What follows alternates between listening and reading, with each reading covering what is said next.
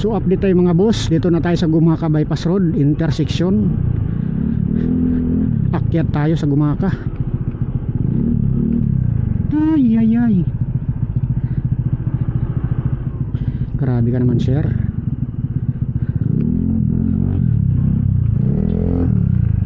Sige, una na lang kayo. Ayaw nyo magbigay. Laki-laki nyo, maliit di man lang magbigay. So tayo mga boss ay aakyat Gumaka Bypass Road. Ang oras natin ngayon ay, teka lang, yung helmet ko nagpapag. Mamaya na natin magitin ng oras kasi may butal. Mag-iimpunto alas 10 siya. O, kita nyo, maraming dumadaan. Gumaka Bypass Road. Welcome to Gumaka Bypass Road. Welcome yun, oh. Daming truck doon, oh. Pila-pila. Grabe. Pati dito daming truck. So sana huwag maglokong ating camera. Grabe, ang daming pila. Ba't sila? Na van? Truck van? Sabi ng kapitbahay ko may truck van daw sa Gumaka, sa bayan ng Gumaka. Pwede lang dumaan doon, mayroong permit. Dito sila dapat dumaan sa Gumaka Bypass Road. Ang problema, baka pati dito may truck van. Eh saan sila dadaan?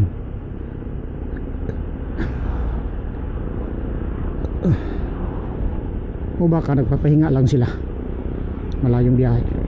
So yan mga riders, nagubad na sila ng kaputi, mga nauulanan. Ako kanina ang umulan sa ating muna, nagpasilong ako kasi nagkataon na platan ako. Pero may dala pong panabong, oh. So tema natin, pumasok tayo sa Gumaka Bypass Road alas 10 sarado. Yan, impunto alas 10. Araw ngayon ng Lunes, December 22, 2025. Rides Manila to Bicol, solo rides. Ang ating motor ay Honda EDV 150. Pang 4 times na sana ito makauwi ng Mindanao. Kaso kulang ang ating budget, hindi aabot. Lagay ko aabot, problema kasi wala pa sa atin ang ating pera. Hindi, mag-rides na lang muna tayo sa Bicol. Total nagbablog tayo. Malay mo, kung walang mag-trending, hindi at least kahit paano pang dagdag video na rin yan. Dagdag video, dagdag experience. Sa experience, mahaba-haba na rin ang ating experience sa pagra-rides. Dahil 3 times ako nakauwi ng Mindanao. Itong motor ko na to, Luzon, Visayas, Mindanao. Nakalibot nga to Jinsan, Doon ko na-upload sa isa kong monetized channel. Iniwan ko na muna kasi parang naano yung channel na yun. Para siyang natawag doon yung shadow ban siguro, yung wala ng viewers. Kahit 10 views, hirap na maka 10. Maigi pa dito, maka 100 views pa siya. Doon kahit 10 views hirap. Ay iniwan ko na muna, gumawa akong bago. Dito kasi puro pagmumotor at camping. Road updates, puro pagmumotor, travel. Doon kasi sa monetize channel ko, monetize nga. Yung problema, yung video ko doon halo-halo. Ano ba talaga ang content ko doon? Pagmumotor o sa trabaho? Dapat kasi ganun, trabaho, para hindi nagpupulasan yung mga viewers. Welcome to Barangay Inabu. Ang bagal ko magbasa. Corbada. So meron akong katrabaho dati sa Raon, dito dumaan si Boss Jonathan. Katrabaho ko sa Raon, technician din. Ngayon umuwi sila ng Bohol sa lugar ng asawa niya. Baylan nagkotse. Na-surprise siya dito pabalik na dumaan sila dito ng madaling araw. Na-surprise sa Tarik. Mabuti ka mo nakaahon ng motor kotse nila. Kasi dito napakatarik. Wala dito sa unahan. Sa unahan nito. Matarik. Meron dyan paahon. Pagka papunta doon sa Bicol, paahon siya yung tarik niya. Kapag yan o, dito yung Budic. Ay, wait lang ha, wala bang sasakyan sa likod ko? Nagpa-picture muna ako para makita sa relive, para makita sa relive dito sa kabila. Ayun, marami din mga motorista dito humihinto dito.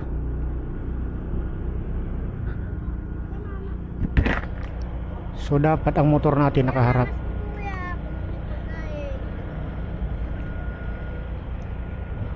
Sa kabila para mas kita ang dagat.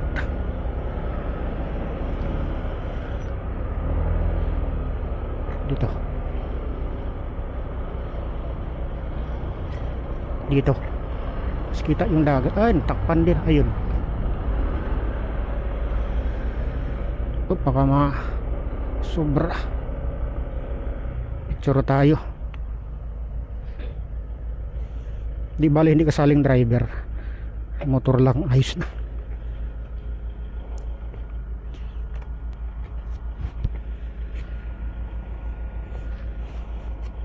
So ang oras mga boss, dito tayo sa top view. Ang oras mga boss, alas 10:05.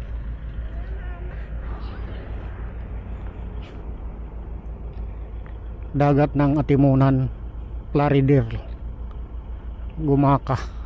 Ito dagat ng Gumaka, dagat ng Atimunan, Plaridel.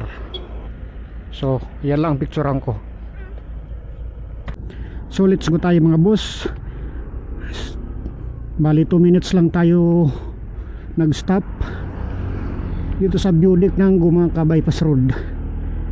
2 minutes. So kanina tinaniman natin, bali alas 10:08 na. So tigil tayo ng 2 minutes. So bali 6 na minuto pa lang tayo. 6 na minuto pa lang natin binaybay ang Gumaka Bypass Road. Ang takbo natin 50-50, 60.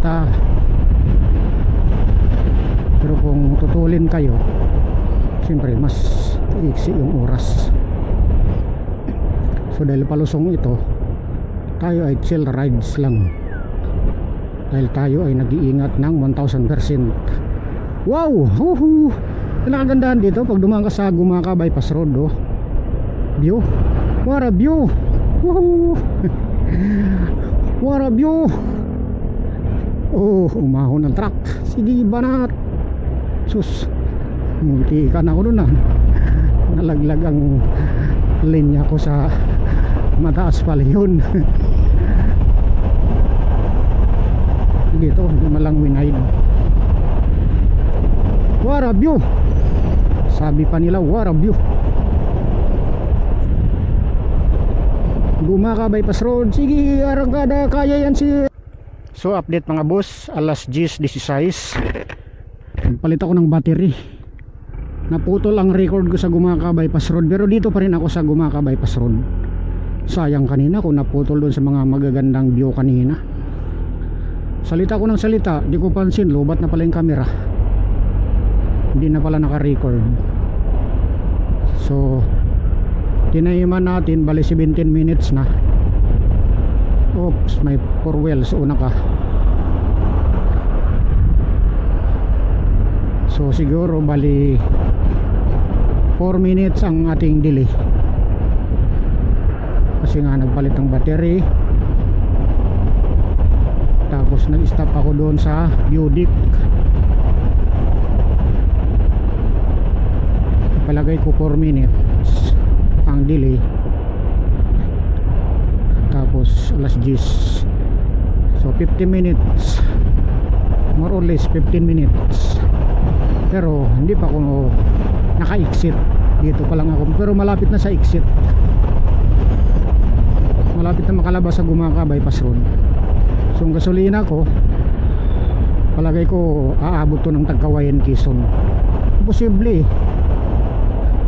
imposible dito aabot ng Tagkawayan, Quezon, kasi ganun na ganun ang biyahe ko eh. Ay hindi, kasi galing Las Piñas ang gasolina ko, as in galing dun sa Maynila, boundary ng Cavite at saka Las Piñas, or boundary ng NCR at saka Calabarzon. What a view! Ito na naman tayo, what a view. Sabi pa nila, what a view. Wow! Sarap talaga. Ang tanaw mong malawak, malayo ang tanaw mo. Kasarap, gandang tanawin, oh. Kitang dagat, oh. Wow! Kaganda. Ganda na view. What a view! May dagat dun, oh.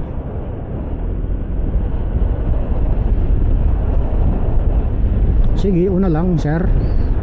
Busing. Mga naka 4 wheels. Kasi ako'y nagbablog. What a view! Kaganda. So mukhang pa-exit na tayo mga boss sa Gumaca Bypass Road. Mga less than 20 minutes. Oops, bitin ang taas.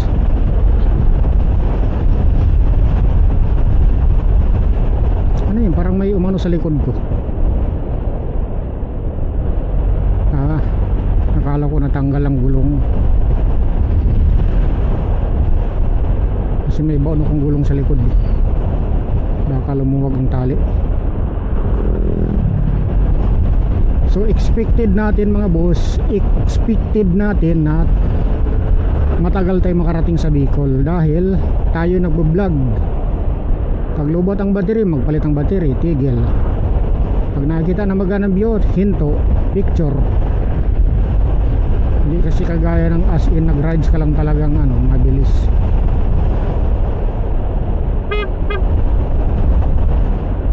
Tapos ang takbo natin ay mabagal dahil ang ating gulong ay flat na ang kanyang spike. Ayun nga, hindi nga ako nagkamali, naplatan ako sa timunan. May nakatusok, medyo pagilid yung tusok niya. Mabuti pa dun sa may nakapasak na pako, hindi ko na tinatanggal eh. Hindi doon sumingaw. Saan patuloy yung walang nakapasak na pako? Sabagay, pag mayroong panibagong butas at natusok siya pero hindi naman nakabaon yung nakatusok, sigurado doon siya sisingaw. Eh wala nang silan.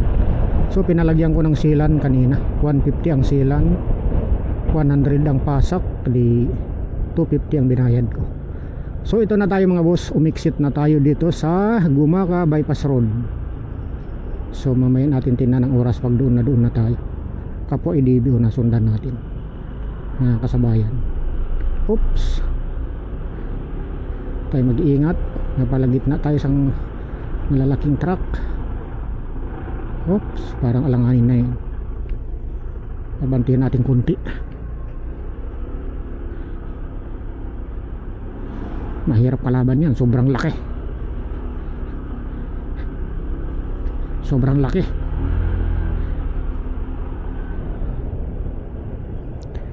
Siguro nagpapahinga itong mga driver kasi natigil sila dito. Itong pag-exit ng Gumaca Bypass Road, dito ang ng train, release ng train papuntang Bicol. So tayo naka-exit na, pa-exit pa lang, naka-exit na, pa-exit pa lang eh. Gumaca Bypass Road. Dito ako nagpagasolina. yung umuwi ako nung nakaraang taon 2024. Sa unahan yan, Petron sa unahan, dyan ako nagpagas. Paggas ako dyan full tank. Pero ngayon hindi ako magpagas, mas marami pa kayo natira eh. Yan dito ko nagpagas dati. Ang gasolina dito 56, 58, 58, 59. Yung para sa aking gasolina ay 58. So taas.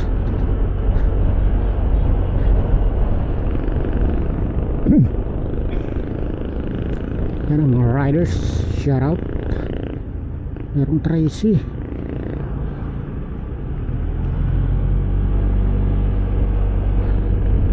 So hindi pa tayo magpagas. Tansa ko aabot to ng Tagkawayan, Quezon. Pagdating na sa Tagkawayan, Quezon, meron pa yan 2 bar. Pagdating ko, kung aabot to ng Tagkawayan, Quezon yung gasolina ko, yung full tank, anuhin ko siya, ipin ko kung gaano kalayo ang Ragay Kamsur, tapos iparating ko siya ng mismong Bicol. Yung kasi entrada ng Bicol ang Ragay Kamsur. So ang kasunod ng Gumaka, nakalimutan ko sa mapa eh. Pag wala akong salamin hindi ko makita din cellphone. Lagi nakaabang yung plastic ko sa cellphone eh. Distraction tuloy dyan sa camera sa unahan.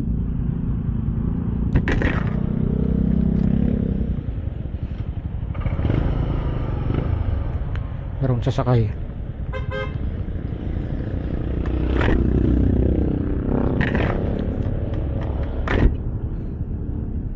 Update ang oras 10:24.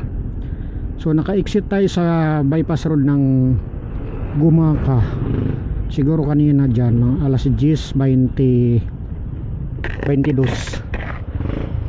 Tapos kunyari na-delay tayo ng 5 minutes or 4 minutes, 18 minutes, mga ganun ang haba din. Lagpas 15 minutes, 18 minutes yung travel time sa kahabaan ng Gumaka bypass road. Mahaba kasi yan eh. Yan ang pinakamahabang bypass road eh. Tansa ko 18 minutes kasi hindi accurate yung pag-oras ko, gawa ng mabagal yung takbo ko. Hindi, depende naman kasi sa takbo mo eh. Kung uurasan mo sa nang mabilis, kung ilang minuto, urasan mo ng mabagal kung ilang minuto. Yan sa akin, inurasan ko siya ng mabagal ang takbo, naka 18 minutes approximately. Kasi nga patigil-tigil ako, palit pa ako ng battery ng camera, nalubat. Tumingin pa ako dun sa Budic.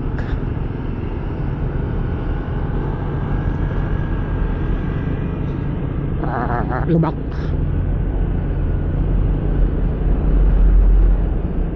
So itigil muna natin ang record.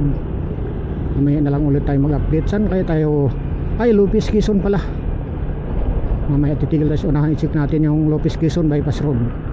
Tigil muna tayo dito. I-check natin Lopez Quezon dito sa nakakasilong. Check muna natin ang Lopez Quezon bypass road. Isa yan sa main main purpose natin, na makita ang bypass road ng Lopez Quezon.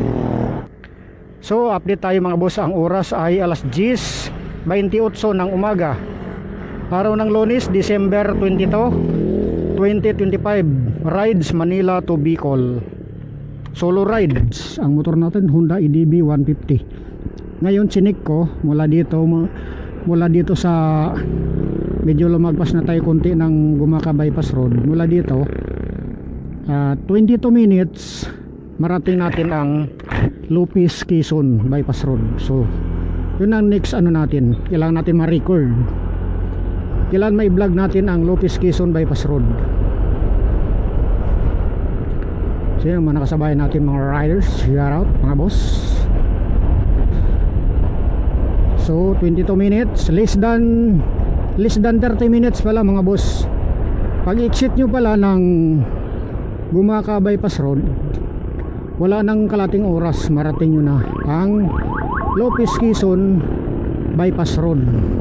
So sa gawing kanan ulit yan, so daanan natin yan kasi first time ko ngayon dumaan dyan. Hindi ko pa nadaanan yan kasi lagi ako dumidiretso. Ang purpose kasi niyan mga boss, hindi ka dumaan sa bayan ng Lopez kasi nga traffic yung bayan ng Lopez Quezon. So kailangan natin dumaan sa bypass road, alternatibong ruta para medyo bawas traffic ang ating biyahe, bawas traffic ang mga motorista.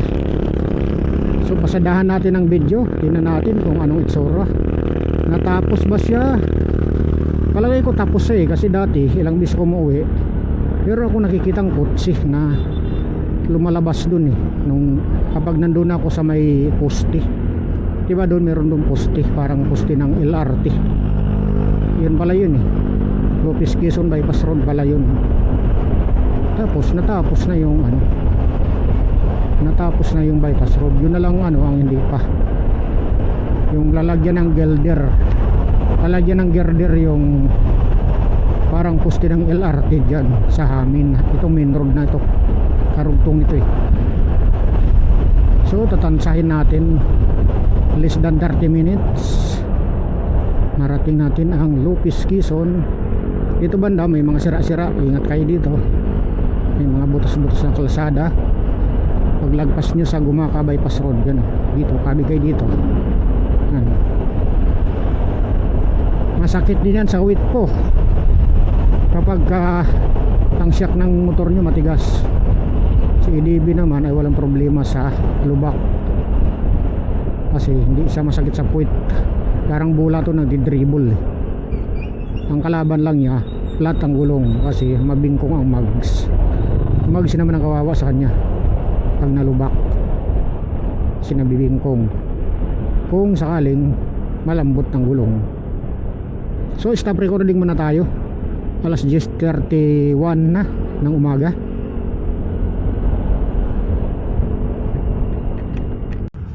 So i-check muna natin ang ating camera mga boss, kasi mukhang dito na tayo banda sa Gumaka, mukhang dito na tayo banda sa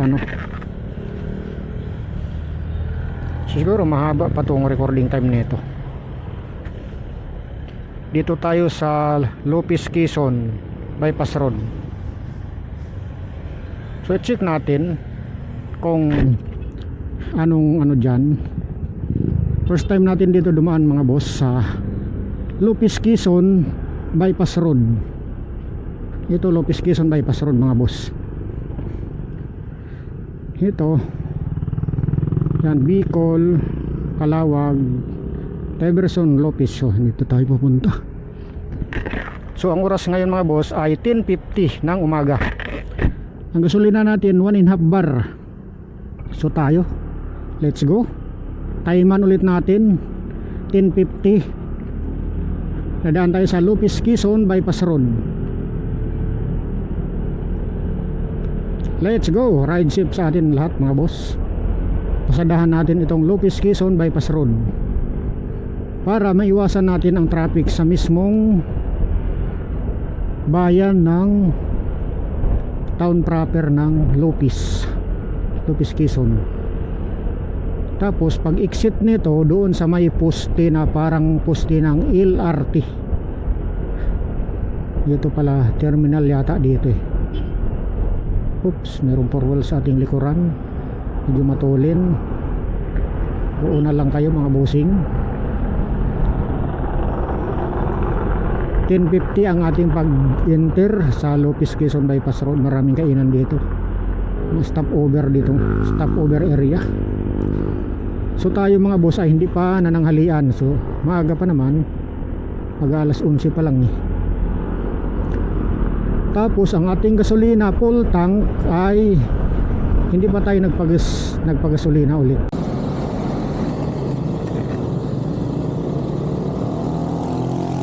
So nalubat ang ating camera mga boss. Hindi tuloy natin ma-record buo ang Lopez Quezon Bypass Road. Nalubat ang ating camera. sinarge ko na muna dito sa direct galing sa motor, naka-charge para lang matapos natin ang Lopez Quezon Bypass Road. Nakuha na ng video, tapos mamaya mag-charge tayo direct pa sa camera para ma-full siya.